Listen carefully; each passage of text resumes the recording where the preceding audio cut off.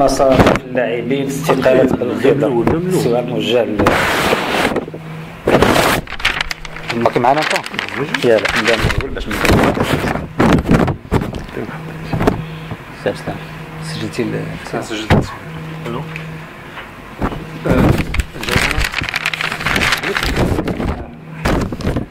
السؤال الاول كان السؤال ديال الاخ ما عرفش راسو.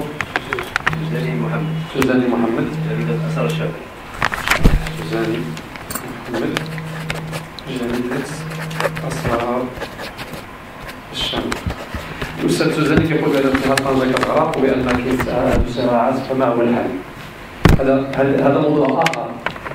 حنا كنماركيو لا بوزيسيون ديالنا في هذه اللجنه هذه.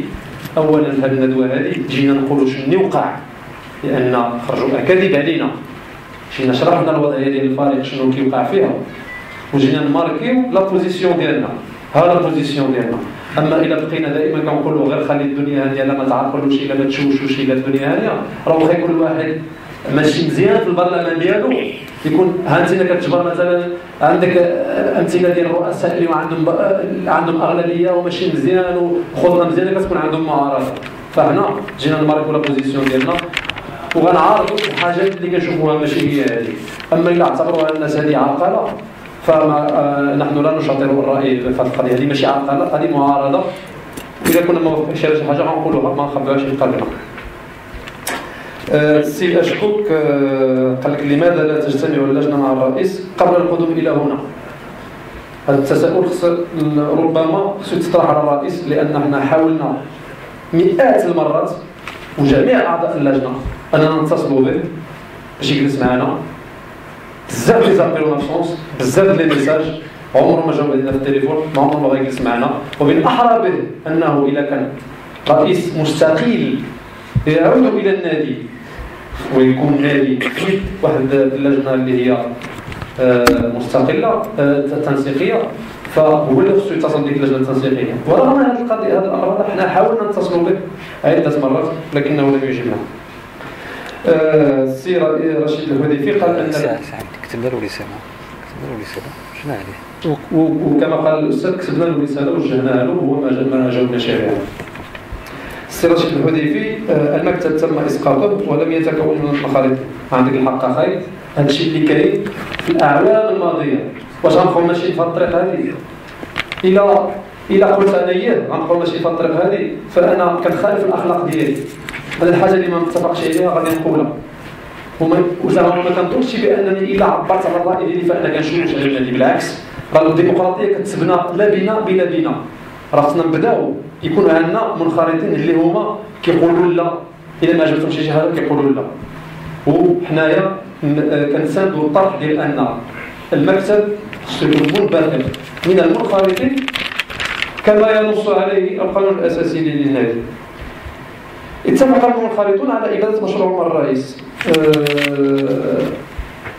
كنظن السي رشيد اذا رجعت التدخل ديالي لا انا في الجمع العام الاخير هاو كاين التسجيلات ديالو في الفيديو. كان على المخالطين ما كناش على لا انا هي ولكن زعما كنقول لك انا كانت التدخل ديالي وكانوا الناس متفقين معايا. الناس ديال انا في التدخل ديالي قلت بالحرف قلت له كيف يعقل انك فريق وصل للدرجه الثالثه بان عندك مجموعه منسجمه وجيتي وطيرتي الراس ديالها بلا حتى شي حاجه. هذا ماشي تصرف مسؤول. نورمالمون كنجيب مدرب اخر اذا كان مدرب فشل في المهمه ديالو. هذا المدرب هذا ما فشلش في المهمه ديالو بالنسبه لي. برضو ماشي المنخرطين كاملين. السي رشيد كيقولوها كاين المنخرطين اللي متفقين معك في الفكره ديالك. لن يستطيع اي منخرط ان يخبرني عن ملفات اللاعبين في الجامعه فعلا، ولكن هذا ماشي الخطا ديال المنخرطين، هذا الخطا ديال المكتب المسير. حنا ملي دخلنا نخرطوا في اتحاد طنجه عمرهم ما بغاو يعطيونا الحسابات الحقيقيه، وعمرهم ما بغاو يطلعونا على الكشوفات، عمرهم ما بغاو يطلعونا على الديون. شنو غنعملوا؟ حاولنا بجميع الطرق اننا نكون عندنا معلومات ما كانوش. وغنستغل الفرصه باش نجاوب على التساؤل ديال السي ابوزول.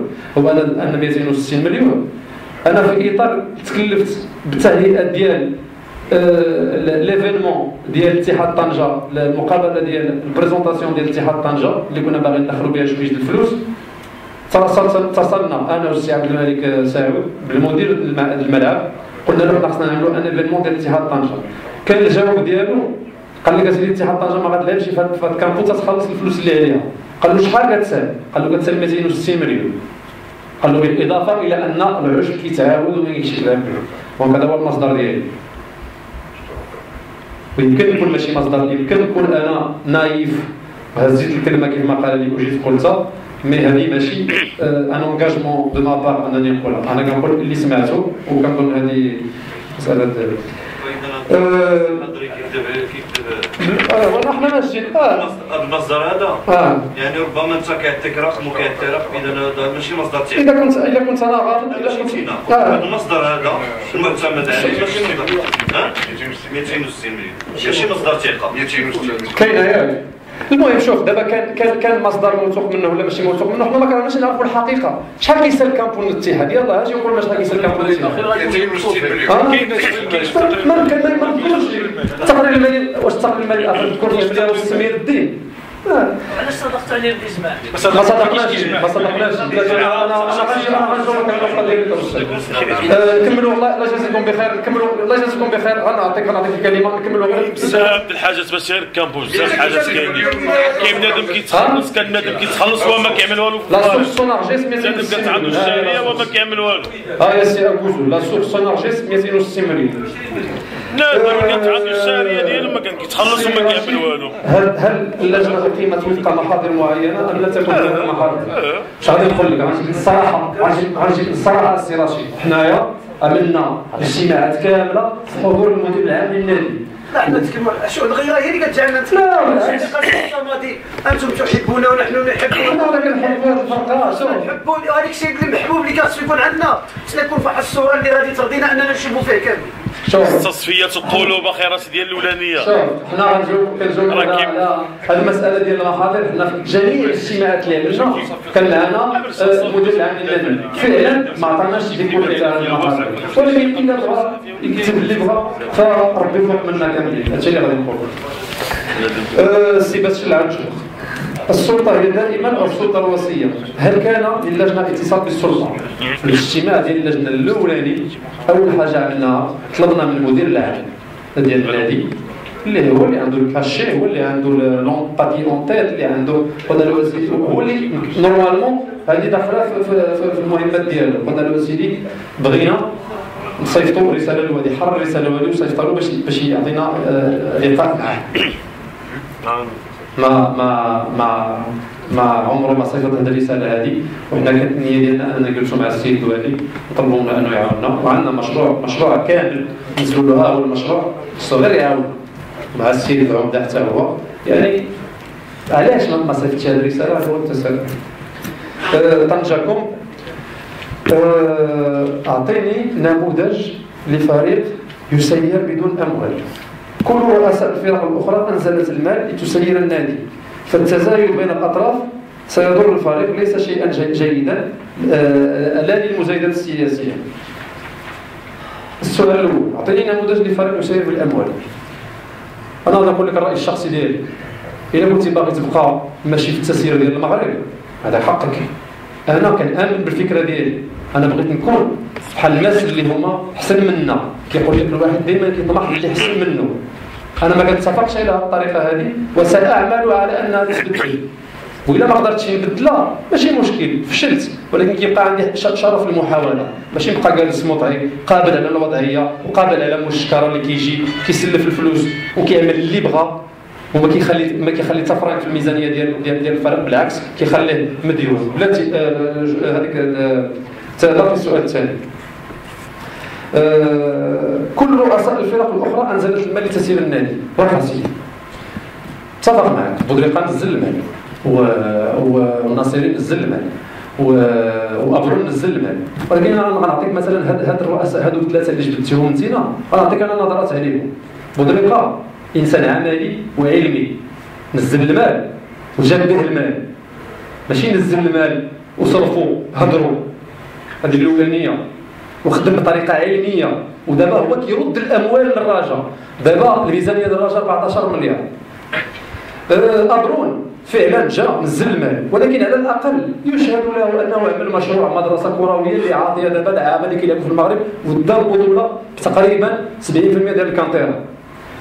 الناصري جا نزل المال وقال هادو كنعطيهم من الوداد ماشي كنسلفهم من الوداد. فاين هو رئيسنا من هؤلاء الثلاثه الذين ذكرتهم؟ هذا قلت هذا التزايد بين الاطراف لا سيضر الفريق ولا المجاهدات السياسيه. انا نجاوبك على هذا السؤال. اقول واحد القضيه، شيء انا هذا الموضوع اللي رائج كيدور على واحد السيد هذا سميتو الدحمان المزريه حيت كيقول لك هو مسيس وهذا الشيء. انا ماشي انت اللي قلت فيها، ماشي انت اللي قلت فيها، انا غير كنقول له انا غنمشي نشوف بصراحه بالشفافيه. هي انا كنجاوب بكل صراحه، حنا في المنبر الاعلامي كنجاوب بكل صراحه. انا هذا السيد هذا ما كنعرفوش حتى من حزب هو كان فيه، ما عمري ما عرفتو انا مسيس. غزاله المهم غزاله ماشي الغزاله، انا تلاقيت معاه لانه عيط لي اللجنه التنسيقيه، فغنقول له واش انتينا مسيس ولا لا باش عاد نجي نعاون انا كيبو ديالي. اذا كان هذاك مسيس هذاك شغله، ولكن عمره ما جبدنا الحزب ديالو في الاجتماعات ديالنا ولا شي حاجه. كل الاجتماعات اللي جلسنا هضرنا فيها مصلحه الفريق. اما اذا كنت كتظن بان هذه التزايدات ماشي في مصلحه الفريق، فانا كنقول لك لا، في مصلحه الفريق. اللي ماشي في مصلحه الفريق هو حني راسك وخلي كل شيء يجوز عليك. اما اذا كانت المعارضه والمعارضه نقيه وشريفه فهذه في مصلحه الفريق. بدائل خير. شوف بدائل عطينا مشروع وحنا انا قلت لك شوف صافي الله يرحمه السي حسن بودراع ضحيه تبقى هي طنجه. فعلا الضحيه تبقى هي طنجه، وكانت الضحيه طنجه من دائما كانت ضحيه. اليوم عاد تبقى طنجه هي الضحيه. حنا اليوم خصنا طنجه ما تبقاش ضحيه، حنا خصنا نعملوا يد في يد كاملين، اعلام وجمهور ومسيرين وطنجه يد في يد باش نخرجوا هذا الكيبو هذا من هذا البير. والوسيله الوحيده باش يمشي الفريق القدام هي الشفافيه والنزاهه. اما التخربيق ما نعملوا به. كاين هناك واحد السؤال السي فيصل غنقز عليه يجاوب عليه. سي اغوزول واحد السؤال ديال 260 مليون جايبتك عليه. السؤال الثاني هل تدرستم استقاله الرئيس؟ الرئيس بقى كيقول لنا انا غنقدم الاستقاله، ما عمره ما جاب لنا ما نزل لنا. هي عندي في الطوموبيل، هي مسنيه، هي مكتوبه، وصلنا الاخبار ديال الاستقاله ديالو الاس ام اس من عند استعاره القضاء الخرطوم. كيف يمكن لنا ننزل رساله الاستقاله؟ السي الصمادي اللجنه غير مذكوره في القانون الاساسي فعلا. انا كنظن بان كل بحال اتحاد طنجه حشومه يكون عنده ديك القانون الاساسي هذاك اللي فيه. الاخوان الذين قرروا تكوين اللجان وقعوا في خطا لانه لا يمكن تكوينها الا بمكتب مسير. نتفق معك في النص ديال الفكره، لان فعلا ما كوناش اللجان بواحد السلطه اللي غتخول لنا اننا نخدموا. وانا قلت في التقرير هذا هو الخطا اللي وقعنا فيه، ولكن كانت النيه الصالحه كره هو ذيك الرئيس عطانا الفرصه اننا نخدموا بهذا. اذا حنا بالنيه ديالنا جينا كونا اللجان، هو النيه ديالو ما كملش معنا، ما عطاناش الفرصه انها تكون ليجيتيم. ماذا تنوي هذه اللجنه التنسيقيه بالمبادرات؟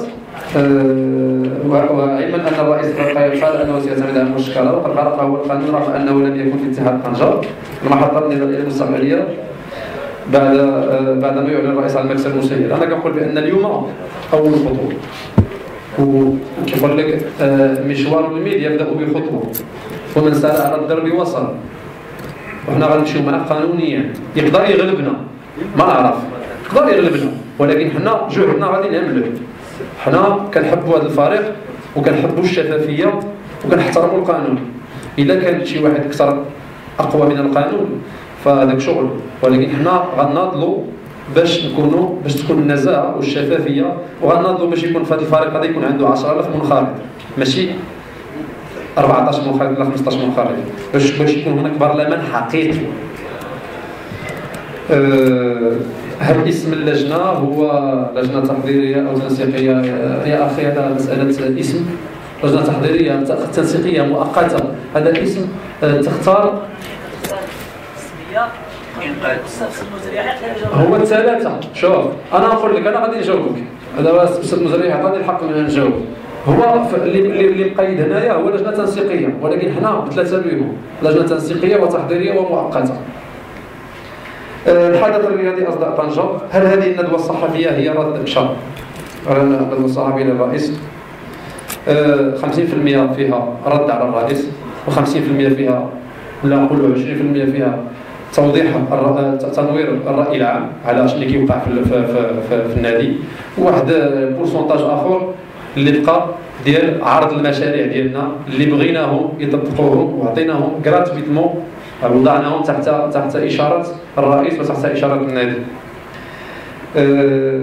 هل هذه اللجنة فعلا اشتغلت وتشتغل؟ هناك أفكار وليس هناك مال. الرئيس يقول أن الكرة تحتاج إلى المال، فالمال كان غائبا. كيف يمكن أن نعمل؟ الحل البسيط اللي اقترحنا على الرئيس هو بصح المال محتاجين له، ولكن خصو المال يتسير مزيان. أما تقول يكون عندك غير المال وما يكونش عندك التسيير، فالمصير ديالك هو الهوية وإهدار الأموال. باقي تكون عندك التسيير مزيان تقدر تجيب المال، هي مسألة صعيبة ولكن تقدر تجيب المال خص وقت. حنا كنقولوا كنآمنوا بأن الرئيس خصو يجلس للطابلة ويقول ها أنا نعاونكم ها الفلوس، ويبقى هو رئيس ويعطي الناس اللي هما عندهم اختصاص وعندهم تجربة في هذا الميدان اللي يسيروا النادي. جاوب على بسام، قال لك 100 مليون هل هي هبه ام هي 100 مليون ديال منحه المطارات؟ ما عرفناش الحقيقه واش ديك 100 مليون اللي كيوعد بها الرئيس هي كان غيعطيها ولا كان غيسلفها ولا هي 100 مليون ديال المطارات. فهذه مساله غامضه ما نقدروش نجاوبوا عليها هنايا. وصفحه الفيسبوك اللي فيها المسائل ديالنا فعلا صفحه ديالنا، واللي ان شاء الله دابا بغات تكون صفحه رسميه ديالنا واللي غنقولوا فيها جميع المسائل اللي كنقرروها واللي كنعملوها. وندوز الكلمه للسي فيصل الغزاوي باش يجاوب على السؤال ديالو: ما ادى المصاريف الاخيره لبلاد اللاعبين، وهل بالخضر فعلا قدم الاستقاله كتابه؟ هكا السي فيصل. السي فيصل غادر القاعه ومع سي فين تيبقى واحد التساؤل: شنو هي الخطوات اللي غتقوم بها اللجنه مستقبلا؟ لا اللجنه صافي، اللجنه ما بقاتش، حنا منخرطين ديال اتحاد طنجة. لا كمنخرطين غنحاولوا نطبقوا الافكار ديالنا، غنقترحوا الافكار ديالنا ونحاولوا انها تطبق. هو جا السي فيصل باش يجاوب. نعطيك ولا بلاش؟ لا بلاش، كيسمع سير. في حاله ان حنا كنعرفوا ان الفريق دابا في حاله استعداد، وانتم غادي تدخلوا انتم لان المؤشرات كما كتقول لا من طرف الرئيس او من طرفكم انكم غادي تشوف ديك السياق ديال القانون وشدي من هنا وقطع من هنا. واش ما كتشوفوش ان الصراع ديالكم وندخلوا في ديك الحيثيات اللي غادي تكون عندها خلفيه اخرى ما غادي ياثر شيء على الاستعداد الحالي ديال الفريق؟ وعندنا ديوان المعسكر دار البيضاء هو كيقرا جرائد، هو كيسمع. واش كتشوفوا ان الوقت مناسب بالضبط اننا ندخلوا في هذا الصراع؟ انا نجاوب خلينا السير. وبارك صاحبي انت راك شديتي انا قلت لي جاوب. شوف انا نعكس السؤال ونطرحه لك بطريقه واحده اخرى. واش انت كصحفي وباغي ترقى لمستوى الصحافه لواحد المستوى معين اللي يشرف ودير اضافه باش هذا الفريق ان شاء الله يحقق هذا المآل اللي حنا كنطمحوا ليه؟ واش تبغي ان غدا بعد غدا يتعلم مكتب مسير خرق القانون بدون ما يكونوا منخرطين ونسكتوا عليه كاملين؟ كتطلب الناس سكتوا وانت تسكت. كطلب الجواب ديالي. لا بلاتي انا جوج الشق الاول هو السؤال لك. نعطيك الجواب. والشق الثاني لان هذا الشق الثاني هو هذه اذا اعتبرناها معارضه، هذا المنخرطون ديالنا معارضه مثلا، ما بقاتش اللجنه تمسحات النهار اللي عنا الرئيس العوده ديالو ما بقاتش اللجنه. حنا كتبنا له رساله توضيحيه واخا ما اتصلش بنا مفصله وعطينا جميع الخطوات اللي درناها، جميع اللقاءات اللي تمت لا مع المدرب لا مع اللعابه باقتراحات وكل شيء. والرساله كاينه في لاباج فيسبوك، والرساله حطيناها في الصفحه ديال الفيسبوك حياه مخطوطه. عرفنا ما غيجاوبناش ولكن كان المفروض علينا حنا كواجب علينا نصيفطوا ليه نوضحوا ليه الامور، على الاقل نوضحوا له شنو الواقع. اذا كنا كمنخرطين وعندنا هذه الصفه ديال المعارضه فهي بناءه مزيانه، لان حتى اي برلمان كيوقع هذا خص الحضور ديال المعارضه. ما كيفسدش زعما العمل اليومي ديال العادي ديال بالعكس انك كيعطي اضافه معارضه واعيه مصلحه الفريق. قلنا حنا كنوضحوه ملي غيمشي في الطريق عوج كنقولوا لا السيد الرئيس راه ديك الطريق عوج رجع لينا، ولكن اكيد ولكن كيحسب الحسابات ديال مصلحه الفريق. اكيد حنا كنفكروا في مصلحه الفريق، حنا ما غنشوشوش على الفريق. غادي نوجهوه في الوقت اللي هو كيكون خطا الخطوه غتقولوا لا والقرار كيبقى ليه هو. حنا ما غاديش نشوجوا، ما غاديش نقولوا باللي لا بالعكس.